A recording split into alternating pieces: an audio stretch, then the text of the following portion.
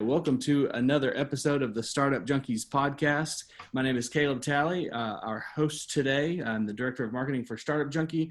I'm joined, of course, with our usual suspects, Matthew Ward. Matthew, say hello. Hey, guys. Jeff Amarine. Happy Friday Eve, everybody. Friday Junior. And our incredible guest today from Flamingo Springs Trailer Resort, Laura and Zack Kraus. Hi. How are you doing today? Doing great, man. How are you?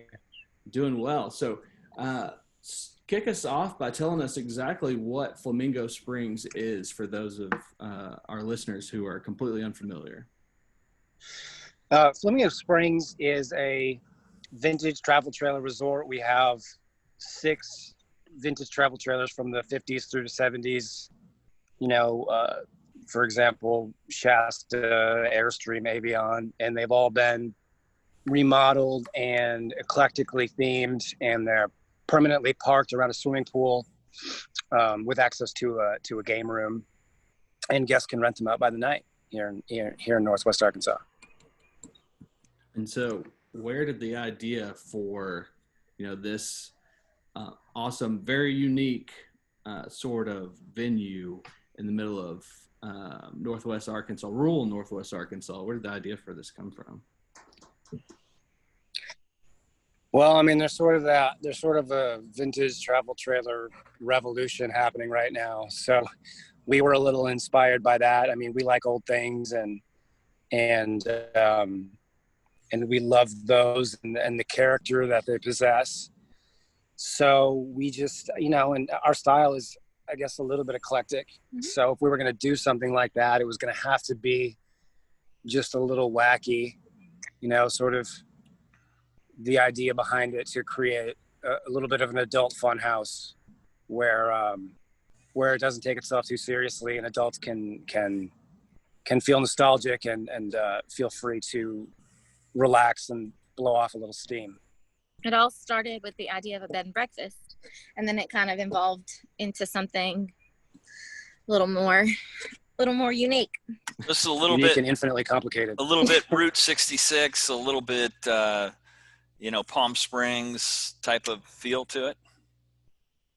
Is that fair? Yeah, definitely inspired by the sort of 50s style of Palm Springs, and the kitsch of the lawn flamingo and the garden gnomes and all that kind of tacky stuff that you find in trailer parks across the nation.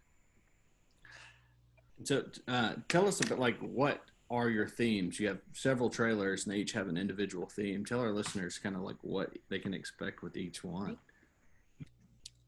Mm-hmm. We have the Haight Ashbury. It's our smallest trailer. It sleeps 2, and it is like a nod to 70s San Francisco. So some protesting art and lots of florals and hippie designs. We have the Pour Some Shasta on Me, which is a nod to 90s hair bands. So lacquered countertop with glitter guitar picks and electric guitars, lots of leather and leopard fur.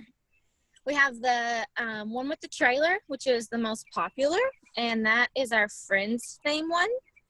That one was really fun because the details are very specific. So it's a half Monica and Rachel's apartment, half Central Park kind of vibe. We have the Horn, which Zack and I met bartending at, Stand by. It's a fun of live action, right? Yeah, right? So we have the Horn. Zack and I met bartending at a little dive bar called Tin Horn Flats, and so it is our cowboy, rustic saloon doors, reclaimed wood trailer. We have Candy Cane Lane, which is the Clark Griswold inspired trailer. It's Christmas all year round. It is really tacky. And the Pink Fuzzy Unicorn, which is 90s teen girl, Lisa Frank, tie-dye and black lights and dream phone and all your fun teen girl stuff. Talk about the creative process to where you decided on those specific themes, which are all really cool. Thank you. First of all, I mean, we probably bounced around like 20 or 30 ideas that could potentially work. The things that we decided on eventually, I think, end up being a little bit autobiographical, and they all mean something special to us. And I mean, if we're going to spend that much time remodeling and decorating a trailer, you know, it had to be a little bit personal. We fell in love watching Friends reruns on TV, and like Laura mentioned, we met at a kind of a Western themed dive bar. Our first trip together was to San Francisco. Right. He grew up with the 90s hairband era. Yeah. I grew up in the 90s teen unicorn era. Christmas is just Christmas. I mean, it's just Christmas is just fun. just the best holiday. Everyone likes that one. So the question about the Griswold theme one, has Randy Quaid made any guest appearances? I mean, that was cousin Eddie, right? Yeah. So if he shows up, he's going to want a check for $52,000, just about guaranteed. Sure. And the shitter's always full in that trailer. We never empty it. Beautiful. Kidding, Very on brand. It sounds Beautiful. gross. They don't have bathrooms. I don't want people to think that we don't empty our toilets. They don't actually have bathrooms. Beautiful. That's great. And as somebody that has had the pleasure of staying at Flamingo Springs in the past, I have to just comment on the incredible attention to detail with each one of those trailers. Just even, especially talking about the Christmas one, having the typewriter in the back where guests can type their letter to Santa, and it goes, you know, and lives forever in the trailer for others to read. It's just, Yeah. Is that the one you stayed in? I stayed in the Friends trailer. Okay. We had friends come with us, and they stayed in the Christmas one. Okay. Right on. We were the only ones there that weekend, so we did actually kind of poke our heads into every single one, though. So Yeah. Cool. The inside look. Glad you've seen it firsthand. Absolutely. And ready to come back, I noticed that the summer looked like it was pretty busy. Yeah, we're pretty scheduling full wise. this summer. We're trying to space guests out with Corona, and we're trying to only do bookings in groups and not mix strangers. Trying to take precautions there. So we don't have quite as much availability as we would like to have, but you know, it's a unique circumstance right now. So we're trying to be as safe as possible, keep our guests as safe as possible. And being that you are really an experienced business, how has this whole period of, I guess, crisis impacted y'all specifically? I honestly wonder if it's helped business, to be perfectly honest, because I mean, at a certain point in the spring, when things first hit, we were pushing a lot of reservations back into the summer, you know, not knowing exactly what was going to happen and how this whole thing was going to unfold. But as summer has progressed, people are very eager to get out and do something that's semi-safe, and to come out here by themselves is perhaps one of the safest things. I mean, camping and hiking is one of the only things that you can do right now. So we sort of fall into that category, and the phone's been ringing off the hook where we've been booked for a while now. Yeah, and like I said, we're spacing guests out, so we are having to keep dates open and availability open. But we could book most of the nights and trailers up if we wanted to. It seems like it'd be a good alternative, right? Because nothing's interconnected, and they're all going to have separate ventilation. At hotel, the thing that kind of freaks me out about that is if they've got any kind of central heating and cooling, you're breathing what everybody else is breathing. There's all kinds of, Right. I mean, you've got the true camping out there, really. Yeah, they're all individual units. Now, we gutted all of the bathrooms out because they're just kind of gross, and we wanted guests to have more room. And so we have like a common space that's the bathhouse with nicer amenities than you would find in a trailer. And so those are shared spaces. And so that's why we're trying to not mix strangers and only rent the property out to groups that are coming together right now. Do y'all have any like wild or funny stories about guests that have been in the trailers? That you can That you share. can tell. Yeah, I mean, that's the thing. I don't know how much I can say. We had some pretty intense guests this weekend. They came from Little Rock, and they pulled their trucks up and set up tailgating tents with smokers. And I mean, they did it. Wow. We have grills and things on the properties, but they did it right. It was They took over. quite a party for someone's birthday. You know, it's really pretty tame. We're 21 and up most of the time. We have family friendly nights where we let people bring kids, but we really wanted to avoid the like big party scene, and we didn't want it to turn into something that could potentially be dangerous for people. So most people that come out, there's not great Wi-Fi, there's not Wi-Fi, there's not great cell service, and people just come to relax, really. So it hasn't gotten too out of hand. Yeah, I mean, we've had bachelor parties and bachelorette parties, and those have been not necessarily as wild as I expected. I feel like the wildest groups we've had have been like a group of 6 or 7 moms who got away from their kids for probably the first time in like 2 or 3 years and just started drinking wine at 3:00 in the afternoon. I had to check on a couple of people that are passed out on a pool chair and make sure they're breathing as we walk by. But Stick But your yeah, finger so- under their nose. Yeah. So I'm especially yeah, interested. everybody's pretty respectful, and I mean, we haven't had any issues really at all, I don't think. No, we also try to let the guests do their own thing. So we try to leave them be as much as we can, unless they, Yeah, we don't Need have much something from interaction us. with them. we don't want to hover and, dampen the experience for them. From my experience, that Saturday morning when we woke up, my girlfriend mentioned something about wanting a mimosa, and I remember, Laura, you specifically ran in and grabbed some champagne and brought out a bottle for us. I don't imagine all the guests get that primo service. I think we were probably just special, obviously. You're so- obviously very special. But if I had it on hand and you wanted it, I would gladly share. I'm Yeah, interested. I mean, Oh, go go ahead. ahead. I'm sorry. Go ahead. well, we try not to advertise that we'll do whatever you want. But I mean, I've ran into town and picked up pizza for people before that couldn't drive. And I mean, we try to do whatever we can to be hospitable. It's part of the reason that we wanted to do this in the first place. I mean, we like to throw parties. We like to host people. We enjoy that. So that's part of the experience for us. So whenever we can make it a good experience for our guests, we try to do that, whether it's mimosas or. Yeah, somebody was talking about wishing they brought stuff for Bloody Marys one time, and so Zack whipped up Bloody Marys and took them a tray, and like I love to leave fresh cookies and things, but Corona has really put a damper on that. So we have self check-in now, and we don't really see guests unless they need a towel or something. So it takes the fun out of it for sure, but Had you come from a hospitality background before? Had you worked in the hospitality, or was this your first entree into this sort of event hospitality type of deal? Yeah, no, not really. I mean, we bartended for extra money when we lived in California, but no, we have never really been in the industry. We just enjoy that. And I'm interested to hear y'all, kind of tell your why story. Like, you said y'all met in California. Why this idea? Why Northwest Arkansas?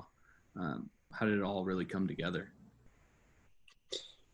I mean, we get asked that a lot, and it's always difficult to tell because it evolved, and it was this series of choices that that we slowly made over time, rather than one day we woke up and we're like, let's open a themed trailer park. We were in California. We wanted to be closer to family. His family's in the Midwest, mine's in the South. We wanted to do some kind of hospitality business. Like we talked about a bed and breakfast. We owned a canned ham trailer in LA. So we were kind of already into that. And Zack taught college in LA. And I came to Arkansas, to Northwest Arkansas, to be the production designer on a movie that was filming here. And he happened to be on winter break. So he came with me. And so we spent a month here, and he kind of explored nature and the beauty of Northwest Arkansas while I worked with the arts community and the local small businesses. And we just kind of fell in love with it. So we started looking at property here and decided that it might be an option for where we wanted to end up. And then we looked at so many properties. We wanted to find like an old mechanic shop or an old gas station or something that we could turn into a cool office space, and we couldn't find anything. So finally we stumbled upon this empty piece of land with no running water, no driveway, nothing, which intimidated the hell out of us, but we just bought it. And we should have done a little bit more research because we are way in the middle of nowhere.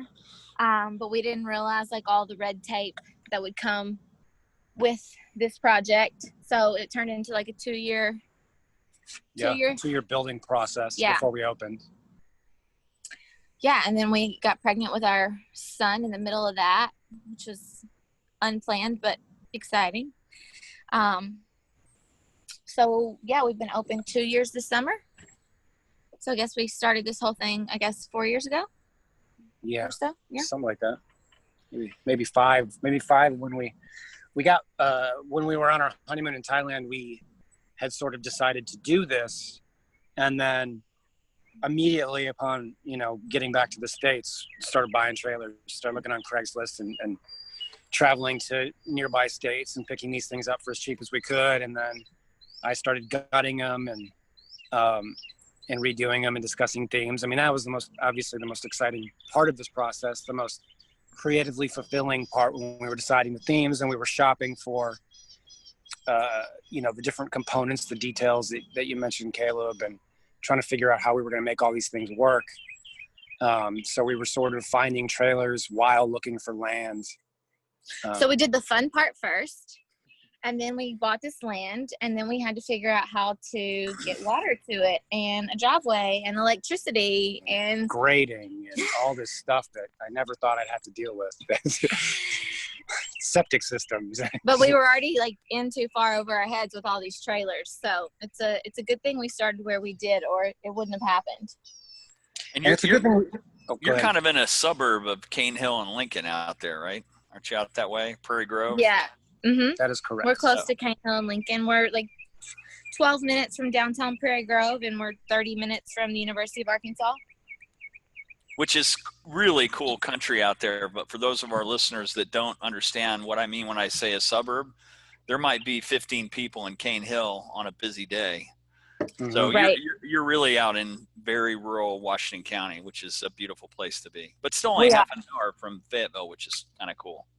Right. Yeah, and I mean that's another reason I think it was so hard to find what we were looking for, because in terms of where we wanted to live and raise our kids, we wanted to be close to an area like Fayetteville that was where there was a lot going on as far as food and art is concerned. But we also had to be far enough in the country that the guests could feel like they were getting out into the middle of nowhere and experiencing something. But we really lucked upon this little town of Prairie Grove. We didn't know anything about it at all. And it's this quaint little community, and they've been so supportive, welcomed us, and we've made so many friends. And the downtown is lined with little antique shops and flea markets, and it's really cute. Yeah, and they've got a badass water park as well. They do. Yeah. I know, it's so weird that it's there. It is really very random. And all of that really contributes to kind of the experience. When you're out there, you feel like you are glamping. You're out in nature and go shoot a BB gun at some cans and walk around in the woods a little bit and go. Yeah, we've got 60 limbs. acres that you can walk. We've got a BB gun range and horseshoes and all that kind of stuff. And then we're 15 minutes from Devil's Den if you want to go hiking, 15 minutes from Prairie Grove if you want to go antiquing for the day. And then most people just grab food and cook out here. And you get people from all over. What's the most interesting locations that guests have come from? We had some guests from Michigan last night. They were driving to Austin for a wedding. Oh.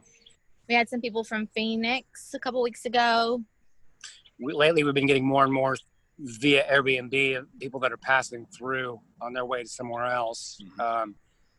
I think generally speaking, we get a lot from Texas, Missouri, Oklahoma. We get a lot of neighboring states. But people have driven 4 or 5 hours specifically to come stay here. So we had a couple come not long ago from Nashville for one night for her birthday because she wanted to stay in the friend's trailer. but they only had like one night off work, and so that's a hike.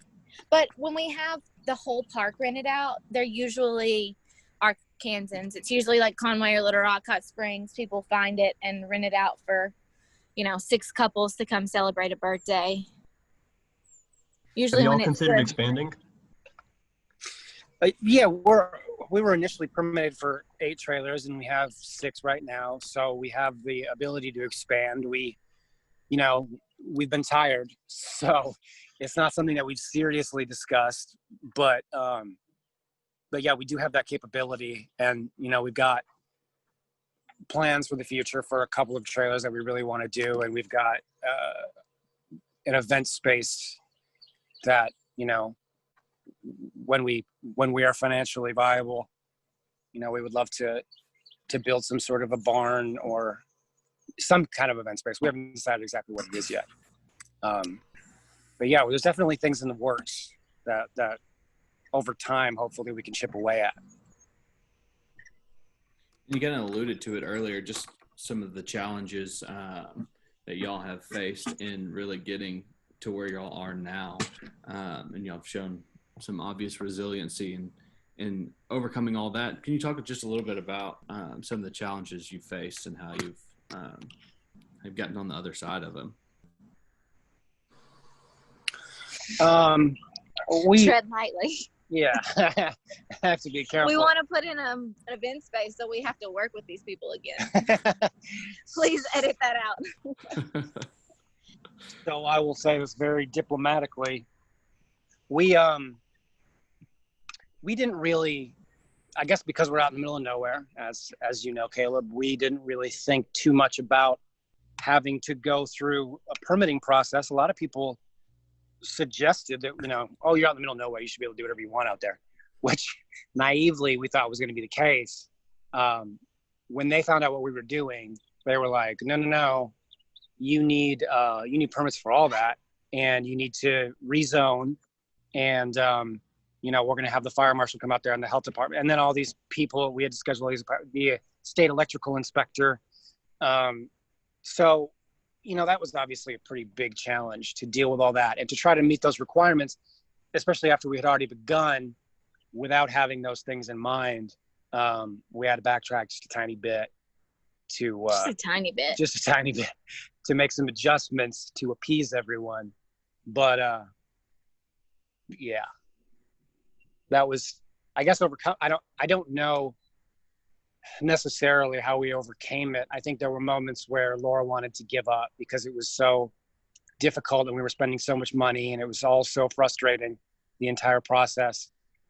And then, I was just stubborn. I am just stubborn. So I wouldn't let her quit. And then towards the end, I was just tired and over it, and she wouldn't let me quit. So there was a little bit of us helping each other, push us through the finish line. These things just kept coming up. Like, there wasn't a clear path from the beginning. And so we kept getting hit with more requirements. So, we would do A, B, and C, and then, for the fire department or whatever. And then right before we opened, they wanted us to put in this $80,000 driveway so 2 fire trucks could pass each other. And we were like, do we walk away when we've done all this, or do we do it? So we refinanced our house and we did it because we didn't, we had put too much money and too much time into the thing. So now we have this golden driveway. Driveway paved with gold. But I mean, to be fair, like, there's no clear path for anybody trying to start a business. There's no clear path necessarily, even if you're opening a bakery.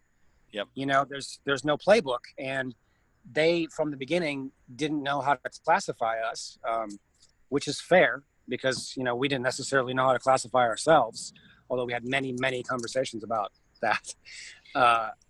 So we started in the category of an RV park, which is a permit for 100 RVs, septic and all of that. And we were like, we want 6 to 8. So a septic system for 100 RVs doesn't seem quite fair, but they don't deal in gray areas. So it was challenging for them, challenging for us. It was just a frustrating process for everyone. Everybody was frustrated for sure.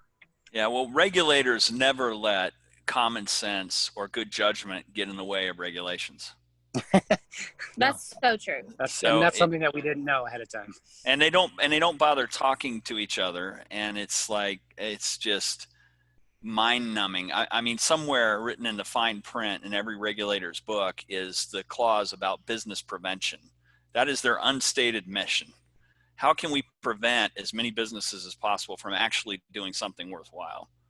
So, and I don't mind saying that, because what are they going to do? I mean, yeah, and it starts to feel like that. It starts to feel like that at some point, that they're like against you. It starts to feel, I guess, personal. It starts to feel very personal. But the more friends that we've met in the area, we realize that you're right. It's not personal. It's just how they do business. Right. Yeah, and their job, as they view it, is maintaining the public safety or following the rules, and I get that, but sometimes there needs to be judgment applied to where it's like, and not only that, the thing that we've seen, and I'm involved in a lot of businesses in a lot of different areas around the state and elsewhere, is if they would just all talk to each other, so that the fire marshal is not telling you something different than the electrical guy is not telling you something different than if you could get them all in one room, I think that they might all just burst into flames if they had to be near each other. I'm not real sure, but just getting the regulators to coordinate with each other. So, that's finally how we got to the bottom of it, because we were getting different answers from everybody. And so finally, I was having a complicated pregnancy and we were spending all this money. We finally hired an attorney and said, can you just get us a list of exactly what we have to do? So she got the county judge, she got the planning department, the fire marshal, everybody at one table, and was like, give me everything you need. Is everybody okay with this? So you're exactly right. Well, I got to tell you, from the entrepreneurial spirit standpoint, you ought to be congratulated for being determined and resilient enough to fight your way through that. From the bigger stupid is the word you're looking for. Well, and I share that stupidity, right? It's a lifelong affliction, but it's just, there's times when you really wonder, it's like, why do we go through all this? And you do it because you love it and you want to see your vision realized, but it's so frustratingly difficult and unnecessarily so in many instances. So congratulations to you for hanging in there. Thank you. Now that we're on the other side of it, we've talked about, I don't know what it would look like, but we would in some way love to team up with other small businesses and help people starting out try to navigate the process and tell them what we wish we had done differently, in the beginning and that kind of thing, because there's not a guidebook for it. There's not a lot of information out there when you're looking for it. So I don't know, maybe something like that will be created in the future. Listen, you can count on having a bully pulpit through the Startup Junkie and Conductor team anytime you want it to share that story. I mean, this podcast is one thing we do, but we have workshops, we have mentoring opportunities, a lot of other stuff. So those shared lessons are hugely valuable. And we, the only way it really works and what we do is that peer-to-peer learning that we help facilitate. So count on it. Now that you've just volunteered, you're on our short list of people that we'll drag into the swamp with other aspiring entrepreneurs and small businesses. Hey, if people can learn from our mistakes, we're okay with that. Yeah, you're not busy, right? We can put you to work. No, I have a baby due in 3 days, but other than that. Details. I guess this is the part where we kind of land the plane. I'm stealing Jeff's line on that one. But one of the last questions that we usually ask our guest is, if you had the opportunity to go back and talk to your younger self, go a few years back, even further, just about this experience, something now that you didn't know then, what would it be?